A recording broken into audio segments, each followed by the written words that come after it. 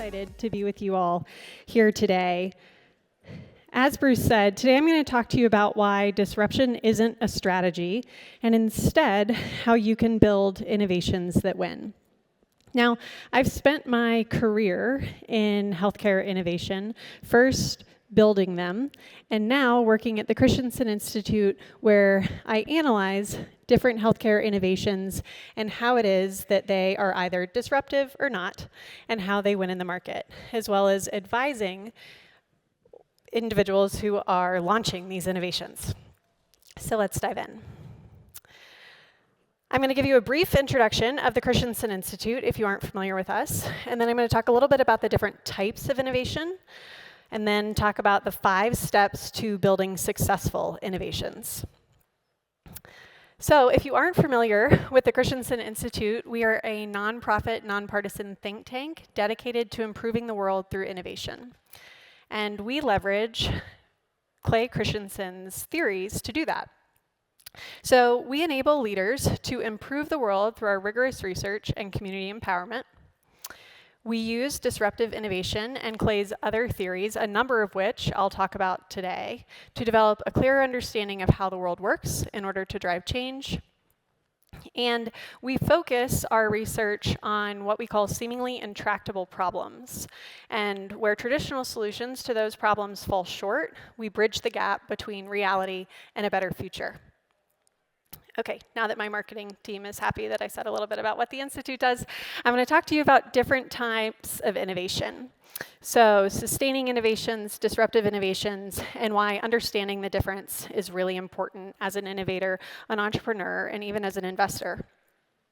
So I'm going to start with 3 foundations of disruptive innovation. I mentioned at the start that disruption is not a strategy. So what is it?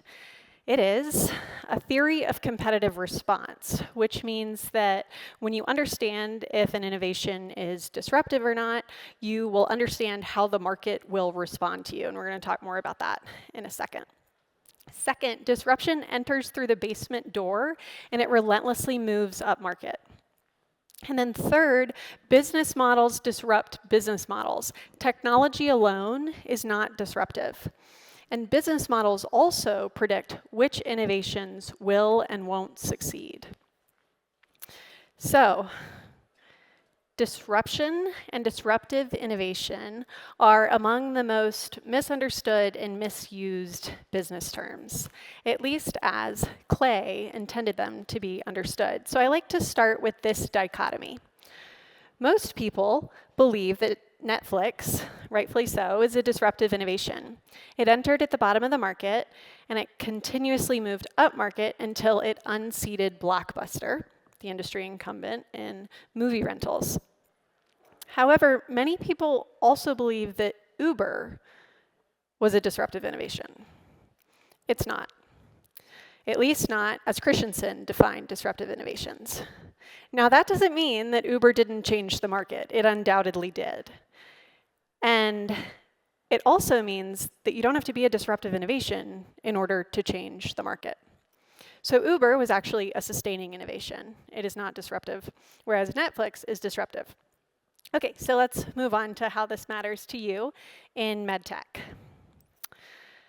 If you're familiar with Clay Christensen, or if you've read any of his books, you've likely seen this chart on the slides, which outlines what a disruptive innovation is. Now, I will admit this is a rather academic chart, and so I'm going to explain it if you haven't seen it before. The dark green line that says sustaining strategy, that's how innovations improve over time. So if you're an incumbent and you have a product in the market and you improve it, you make it better for your best customers, that's a sustaining strategy. Now, disruption comes in 2 forms, low-end disruption and new market disruption. The first one is low-end disruption. So that's the blue line below the tan lines there. And low-end disruptions have an opportunity to enter the market when incumbent offerings are over-serving the market. And low-end disruptions come in with a product that's not as good as what the incumbent is offering. And they're not competing on quality because they're not as good. They're competing on cost. So they come in with a lower cost business model. The second type of disruptive innovation is a new market disruption. And new market disruptions target consumers who were previously not part of the market. The existing incumbents' products are too inaccessible for them, and so they just aren't participating in the market at all. Now, disruption is a theory of competitive response, so it's important to understand whether you're competing against or even whether you're creating a disruptive innovation or a sustaining innovation. Because if you're a startup and you enter the market with a low end or a new market disruption, chances are the incumbents are going to ignore you, at least at first.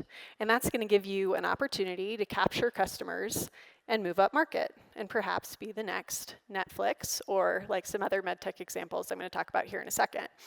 But if you enter the market on a sustaining trajectory up on that green line, like Uber did, and you compete for an incumbent's best customers, the incumbent's going to fight back, and they're poised to win. So that's a really academic chart, and I like to also explain disruption in a slightly different way. So disruptive innovations, the gold line, enter the market not competing on performance because they're not as good, but they come in at a lower cost and target people who can't afford or can't access the innovation. But they don't stay where they start because disruptive innovations improve over time. And over time, they become better than the incumbent innovation or the mainstream innovation. And what originally started out as inferior becomes superior. Now, let's talk about an example in medical device disruption. So in the late 1970s and early 1980s, the way that diabetics knew what their blood sugar was they went in for a lab draw. They would go and a phlebotomist would take their blood, and then the clinicians would understand their blood sugar levels. But in the late 1970s, early 80s, the first manual glucose monitors came to market. And these were clunky, but they allowed people to monitor their blood sugar at home. They were not as good on the traditional measures of performance because they weren't made for clinicians. They were made for people. They weren't originally as reliable or as accurate as going in for a blood draw, but they really helped non-consumers, diabetics who didn't necessarily have frequent access to getting their blood drawn. And it was a lower cost way for many people to understand their blood sugar. So what originally came into the market as inferior, as cheaper, as not as good as the lab draw improved over time. And then what was originally inferior became superior. And now the way that diabetics manage their blood sugar is predominantly at home, right? The lab draw is the secondary choice. And while we're talking about medical devices, I want to call out that disruptive innovations are not breakthrough technologies that make good products better. Instead, they are inventions that make things more accessible and more affordable to everyone. So they're not breakthrough technologies that make good products better. And in fact, Clay Christensen outlined 4 things that make for a successful disruptive innovation. The enabling technology is one component, so that's an invention or an innovation that makes products more affordable and accessible to a wider population. But it's not the technology alone. That technology has to be wrapped in an innovative business model that either targets non-consumers, those who are left out of the market, or low-end customers, those who are the least profitable, to incumbents.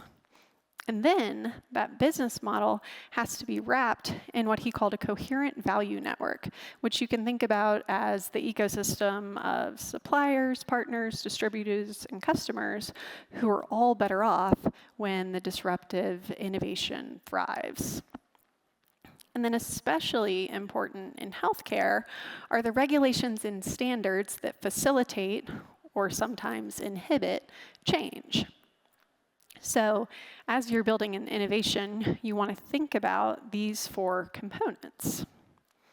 Now, I want to take a second to double-click on the innovative business model component, because I mentioned at the beginning, business models disrupt business models. It's not the technologies alone.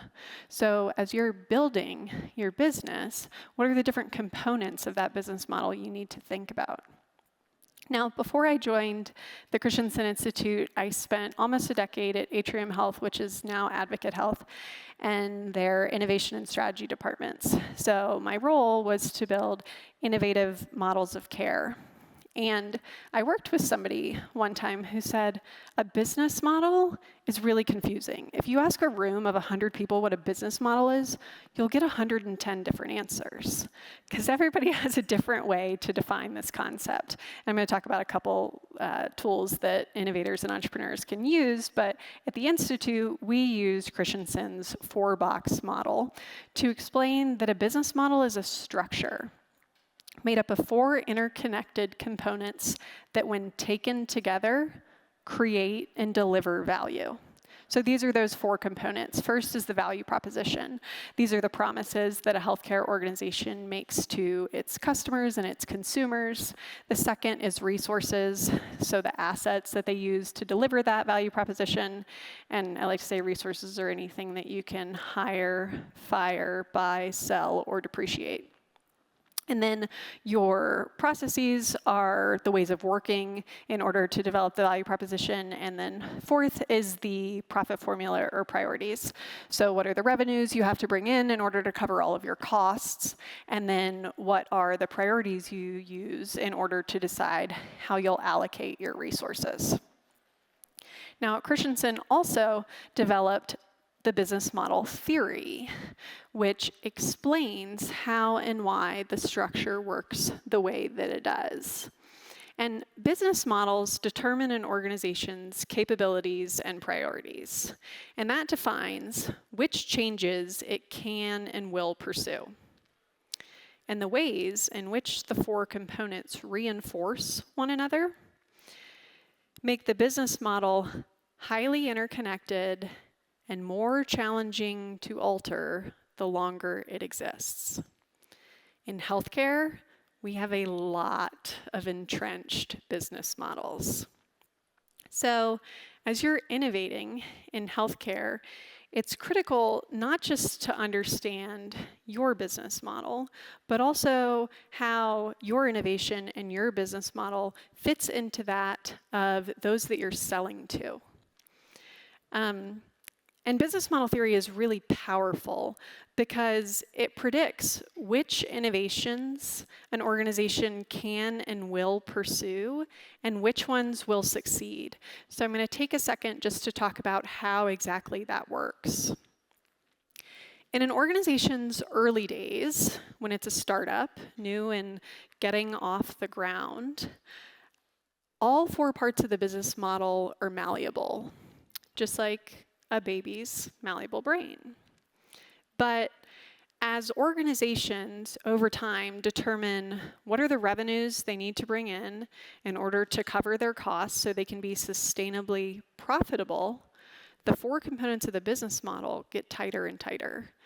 And therefore, they get more challenging to change the longer they exist, just like toddlers. Or if you have teenagers, that would be equally applicable. Additionally, if a proposed innovation creates friction with established capabilities, it won't gain traction. And if the way that the innovation makes money threatens the established organization's profit formula, it'll die on the vine. And again, as startups, you're creating your own business model. but how you fit into the business model of those that you're selling to or those that you work with in order to come to market is incredibly important to understand. So now that I've kind of given you a foundation of disruptive innovation and the role that business models play in disruption, I want to talk quickly about how you can determine whether something has disruptive potential. That can be something that you're building, that can be a model you're competing against, it can be a model you're considering investing in. At the Institute, we developed a 6-question test to assess disruptive potential. And the 6 questions are outlined here. The first one is, does it target non-consumers or people who are overserved by an incumbent's existing offering?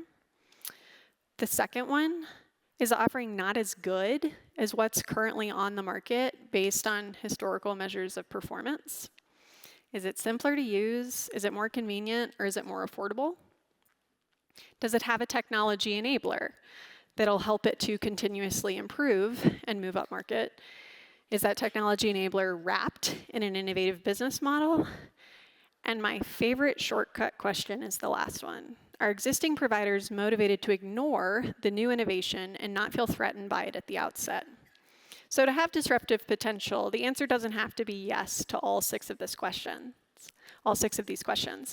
But if you get to number 6, and existing providers aren't likely to ignore it, it's most likely not a disruptive innovation.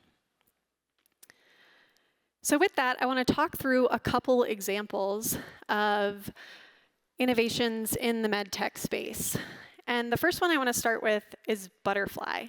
If you aren't familiar with Butterfly, it's a point-of-care ultrasound tool that is a hybrid disruptive innovation. It's both a low-end disruption as well as a new market disruption.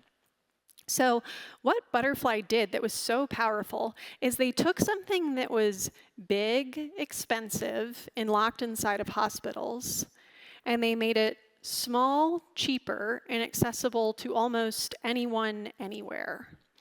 So they did this by creating a new technology architecture. So they built their handheld ultrasound on a semiconductor chip that can get better every time AI improves.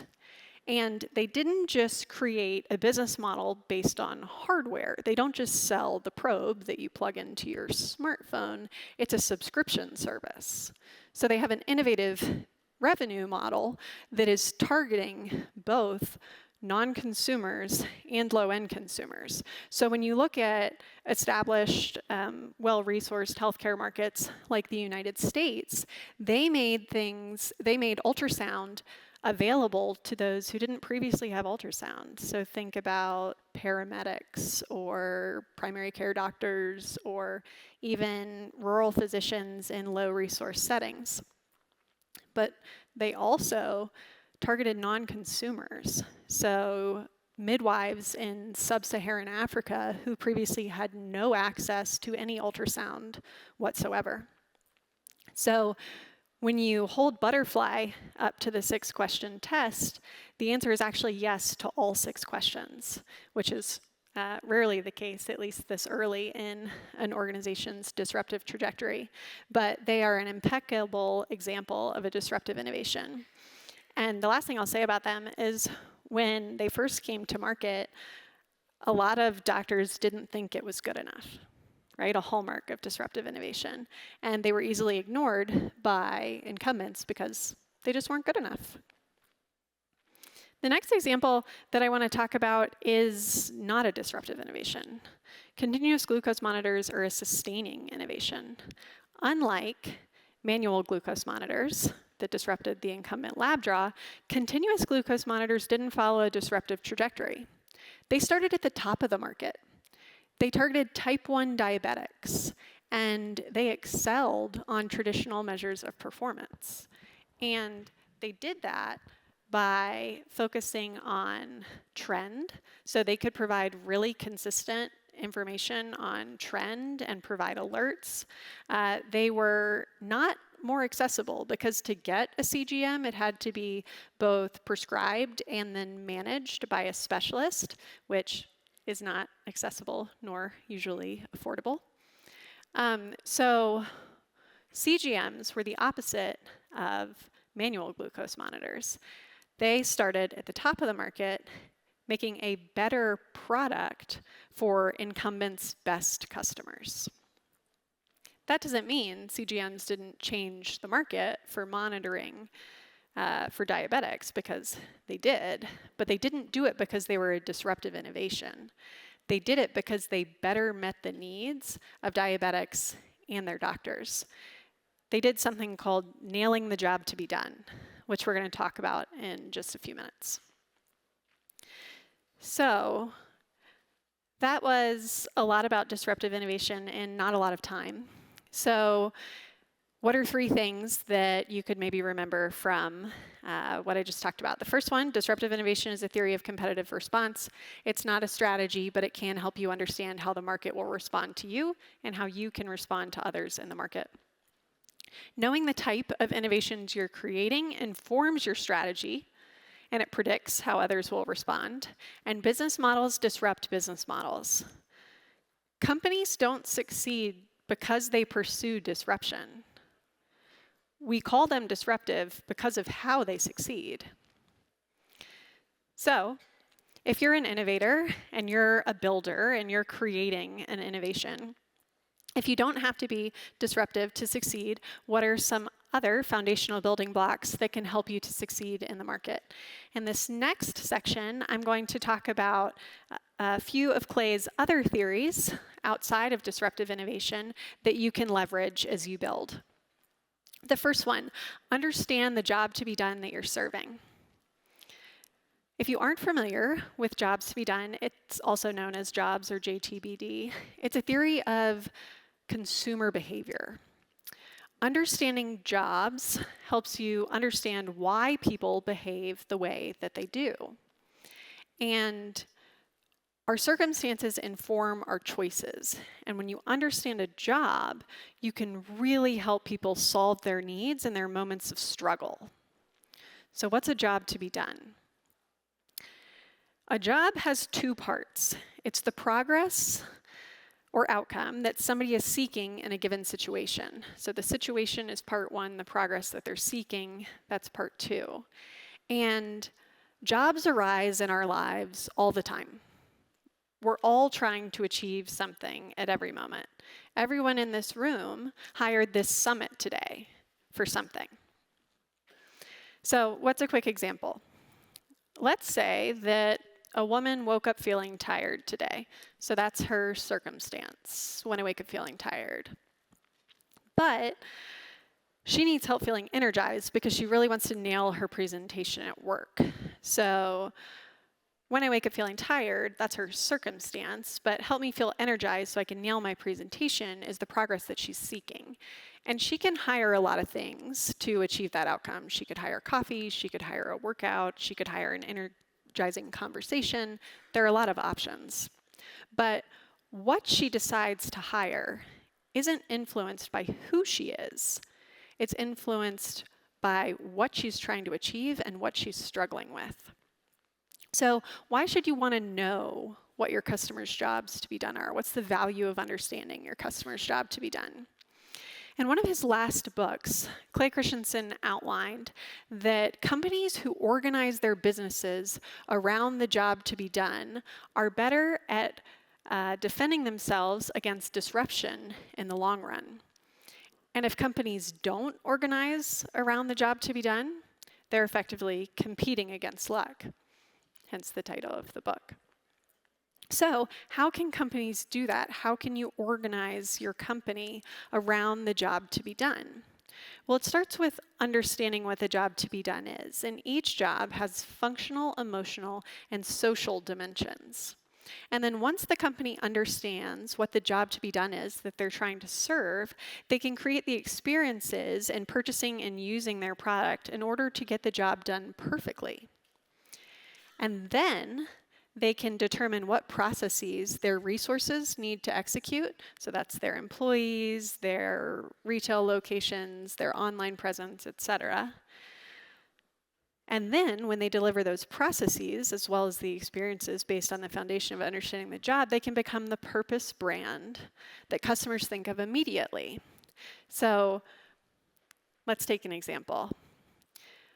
Who is the purpose brand for the job when I move to a new city, help me furnish my apartment in a day so I can go to work tomorrow? Any guesses? Thank you. Yes, IKEA. And so IKEA is the purpose brand for that job. So what are you the purpose brand for? What's the job to be done you're serving with your innovations? Or what's the job to be done that those you're investing in are serving? Now, how can you identify the jobs? If it's so important to understand these, how do we identify them?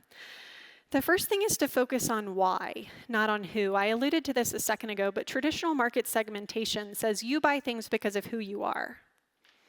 Two white women in their 40s who live in an urban environment will buy things because they're white women in their 40s who live in an urban environment. But people don't buy things because of who they are. They buy things because of why they're struggling. So how can you uncover that? We do it with something called the forces of progress. This really unlocks the why behind people's decisions. And there are 4 forces. 2 that compel change. So if somebody's going to stop doing something, that's the existing behavior, and they're going to do something new, that's the idea of the new behavior. 2 forces are pushing them towards change. The first one, the push of the situation. And the example I gave earlier, the push of the situation is when I wake up feeling tired. Now, the pull of the new idea, that's the benefit they're going to get when they do something different. So let's say this woman wants to give her presentation really well, but she doesn't want to be jittery. So the new idea is to work out more and maybe drink less coffee. So the pull of the new idea would be so I can nail my presentation without being jittery. So those are the things that are pushing her towards change. But there are 2 forces that oppose change that are also really critical to uncover about your customers. And that's the anxiety over the new solution. So in this same example, it could be the woman could be worried that, what if working out makes her more tired? What if it takes too long and then she's late to work? Habits of the present would be, well, I'm used to drinking coffee or I'm used to drinking tea in the morning. And in order for somebody to change behavior, to hire a new product or to hire a new innovation, the forces compelling change, the push and the pull, have to outweigh the habits and the anxieties. Otherwise, they won't change. And in the center of these 4 forces is the individual who's struggling. And we say that the struggling moment is the seed of all innovation. If you can understand why your customers struggle, which you can do through in-depth conversations with them, where you focus on really their story and what it is they were trying to achieve and what are the barriers that they hit along the way. If you focus on why they struggle instead of who they are, you'll be able to uncover the job to be done and build your company around it. Now, I want to give a quick example of how we deployed this in healthcare. So I mentioned I used to work at Atrium Health, and back in 2017 or 2018, we did a jobs to be done study to understand why people weren't using our virtual visits. Now, today, virtual visits are ubiquitous, so that probably sounds a little silly, but these were the ads we were using. Get care without getting up. Virtual visit, 24/7 online care, sign up free. So we did jobs to be done interviews, and we talked to people who used the virtual visits. We talked to people who went to the ER, who used urgent care, those who waited for their PCP. And what we uncovered was that people who used virtual visits and were really happy with the outcome, they hired the virtual visit because they had a time wall. These people had been sick for most of the week. It was Thursday afternoon, Thursday night, Friday morning, and these people had big plans on the weekend. They didn't want to miss. They knew something was wrong. They thought they probably needed a medication, and they just wanted to get it and get on with their life so they could get back to their plans. So after we interviewed them, we changed our ads. And we used their words. We spoke to them in their language. We used their struggles. And we said, feeling sick? Don't put your plans on hold. Virtual visit is 24/7 online urgent care. Get relief now. And when we did that, when we based our product around the job to be done that people were trying to get done, our click-through rate increased by 40%. 40% more people clicked the ad because we used their language about their struggles and what they were trying to accomplish. So I'm going to go through this really quickly, but as you're trying to uncover what are the jobs to be done that you're serving, some critical questions to answer are, what progress are your customers seeking? What are their struggles or forces that they're encountering along their way? Think about how would you articulate the job to be done? The when I am, help me to, so I can. You want to talk about their situation, their motivation, and their desired outcome. And then once you know the job to be done, what are the experiences and the processes you have to be in place so that you can be the best option for getting that job done? So you can be the IKEA for the job that you're serving. And then when people don't hire your services to get their jobs done, because a lot can be learned from people who hire alternatives to the product that you're offering, what do they hire instead? And then how can you help meet their needs better than the competition or the alternative? Okay, so that is step one. I promise the rest of the steps are faster. So step two is map out your business model. We talked earlier about what a business model is and why it's important to understand as it relates to disruptive innovations, but really business models are important to understand no matter what type of innovation you're bringing to market. So here are two tools that I've actually used both in developing healthcare innovations. Clay's model is on the left there, and then Strategizer's business model canvas is there on the right. And if you haven't used Strategizer's tool, it effectively breaks Clay's 4 boxes into 9. And it outlines key partners, key activities, key resources, the value proposition you're offering, what are your customer relationships, your customer segments, and the channels, so like how you're going to reach your customers, and then your revenues and your costs. Now, I find that as an innovator building the model, Strategizer's tool is really helpful because it helps you think through all the details. I also found, as an entrepreneur, that the executives wanted the 4 boxes. So think about as you're explaining your model to funders, the 4 boxes might be really helpful, but as you're thinking through all the details, Strategizer's tool is really effective. Now, you don't just want to understand your business model, you also need to understand your buyer's business model. And you need to think about how are you adding revenue to their model? How are you adding cost to their model? How do you align with how they decide to allocate resources to different innovations? And also think about, is your buyer your user? So if they're not, then how do you fit into your buyer's business model and your user's business model? Because let's say you're selling your medtech device to a hospital. Is the hospital going to buy the product from you, or is the hospital buying the product from a GPO? Can the hospital bill for your innovation? Can they bill insurance for it, or are they going to pay for it? So those are all the details that mapping out your buyer's business model really helps you to think about. The last component of this step is really thinking about the role of the value network. So again, that's the ecosystem of suppliers, partners, distributors, and customers that are all better off when the innovation prospers. And in healthcare, regulatory bodies are a really important part of that value network. So what's your path to FDA approval? Are you like something that's already on the market, or are you completely unlike anything else that's on the market? The answer to that is going to determine the regulatory process that you have to go through. And you want to think about not just about regulations, but everybody else in that value network as well. All right, step 3, create a discovery-driven plan. What's a discovery-driven plan, or what's discovery-driven planning? This tool was actually developed by Rita McGrath, who is a world-renowned expert on growth, innovation, and strategy, and she's also a professor at Columbia's Business School. And she came up with this concept of discovery-driven planning, which you can find a very detailed article on this in HBR from July of 1995. That might seem like it's really old, but it's a really effective tool for planning for innovation. And she brought it up because it's just too risky to plan to invest in innovations the same way you invest in upgrading existing products.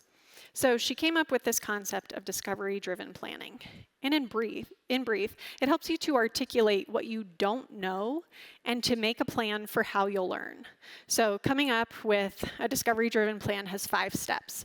The first one is to make a reverse income statement. So this is effectively figuring out what's the profit margin that you have to have in order for your company to be successful. And then what are the required revenues in order to achieve that? What are the revenues you think that you can bring in? So that's step 1. Step 2 is to calculate costs. What are all of your allowable costs to make, distribute, sell, maintain, etc., your product or your device? Step 3 is identify all the critical assumptions. What are all the assumptions you made about how you'll get that profit margin, about how you'll get those revenues, about how those are the only costs that you're going to have? After you identify the assumptions, take a pause and determine if it's worth moving forward. Does it sound like, based on your assumptions, there's a viable path to that profit margin? And then 5th, and perhaps most importantly, make a plan for how you're going to test your assumptions at pre-established milestones. Because once you're already running down the path, it's really easy to have sunk cost mentality and say, oh, we're just going to put $10,000 more into it. Or we're just going to get another $100,000 infusion. But if you have pre-stated milestones where you have to hit before you'll invest more money, it'll stop you from investing in a failing effort. And I can personally vouch that this is an incredibly effective tool for building innovations in healthcare. One of the big innovations we launched at Atrium Health was something called Proactive Health. And we leveraged Clay's theories, and we built a great discovery-driven plan. And it failed so wonderfully that HBS wrote a case study about it. It was fun. We learned a lot. But it did fail. But the discovery-driven plan that we used stopped us from continuing to invest because our assumptions weren't proving true. And I put a screenshot of it up here because I do really like Rita McGrath's article, but in this case, we share our discovery-driven plan, which I think is useful for those innovating in healthcare. So it is a great tool for innovations, and it can stop you from making investments in a losing innovation. The 4th step is ensure you're taking good money. Now, I'll say when I learned about Clay's theory of good money, bad money, I was working in corporate innovation, and I thought anytime anyone wanted to give you money to innovate, that was great. But Clay says that's not so. So when organizations are trying to get off the ground, obviously they need money to do it. But as he outlined in the Innovator's Solution, because the process of securing funding forces many potentially disruptive ideas to get shaped as sustaining innovations, which target large and obvious markets, the very process of getting the money to start a venture sends many of them on a march towards failure. So we talked earlier about how disruptive innovations target small markets. They don't start in places with a broad market. That would be a sustaining innovation. So what Clay outlined is that the difference in good money and bad money is good money is patient for growth, but it's impatient for profit. Bad money requires innovations to grow before they prove that they have a profitable model. So, how can you avoid giving and receiving bad money? First, if you're the founder or if you're the funder, together align on patience for growth and impatience for profit. But perhaps most importantly, define a realistic timeline around what that means. What does it mean to be patient? We need to prove that we're viable by when, after how many months or years, with clear expectations for profitability. What does a good profit margin look like on your innovation? And then 3, going back to the discovery-driven plan, you want to rigorously test and iterate your most critical business model assumptions.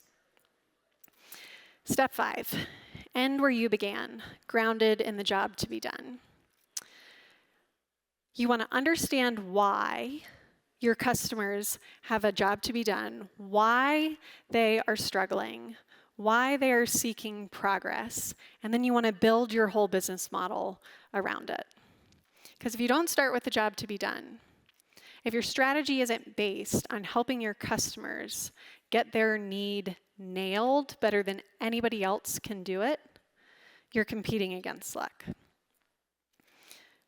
That was a lot, and my clock's at 0. So quickly, I'm going to say, if you remember nothing else, remember these 3 things. Disruptive innovations aren't better than sustaining innovations. They're different phenomena. Both can change the market. Both have in the past. Both will continue to in the future. And building a successful innovation is strategic, but disruption isn't a strategy. It's a theory of competitive response. A strategy includes the 5 steps that I outlined here, and if your strategy includes those 5 steps, you are more likely to succeed where many will fail. So thank you so much for your time today. I know that was a lot. It was Clay's theories from a fire hose in a short amount of time. So I would love to continue the conversation. This is how you can reach me. And if you go to our website, you'll find all of the frameworks that I outlined. So thank you all so much.